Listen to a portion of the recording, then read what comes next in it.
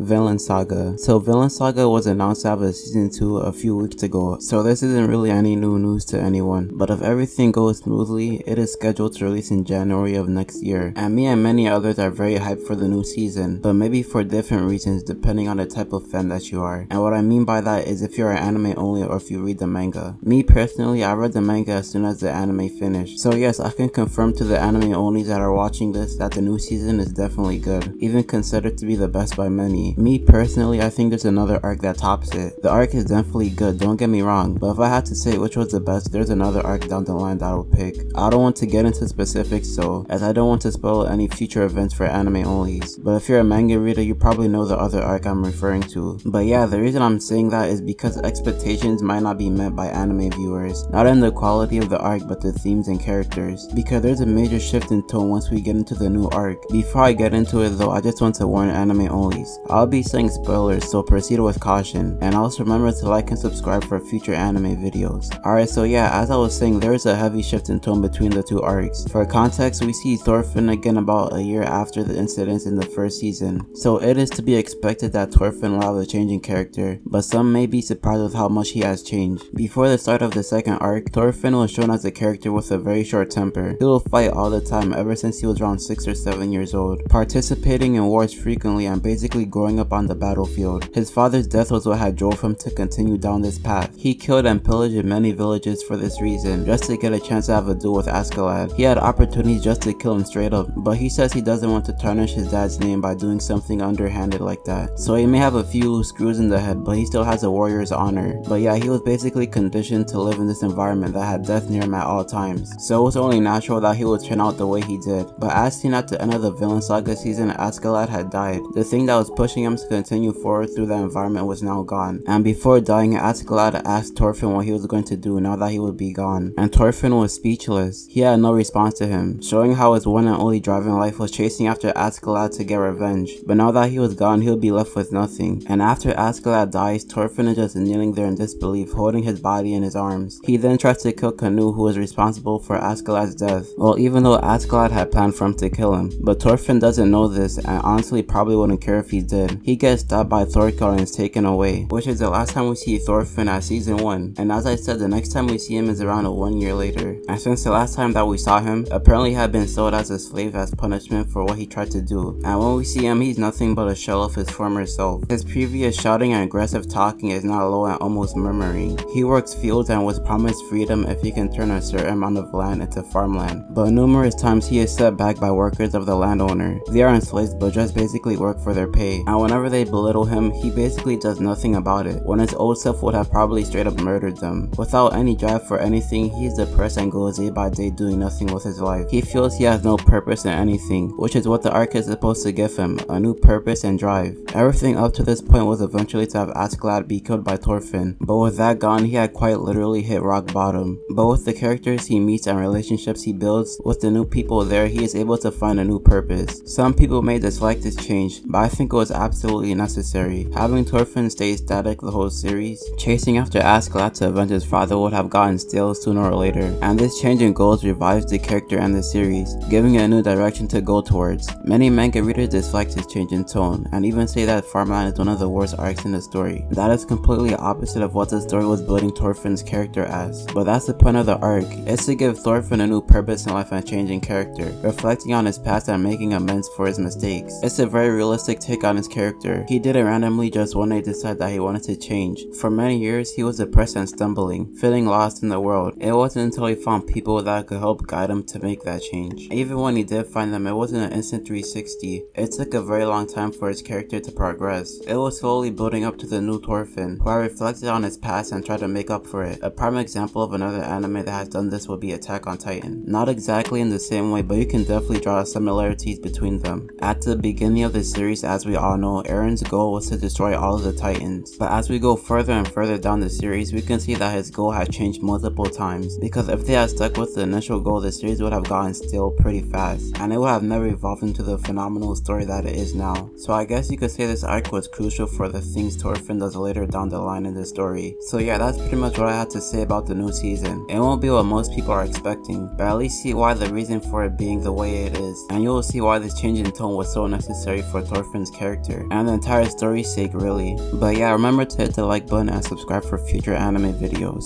Peace.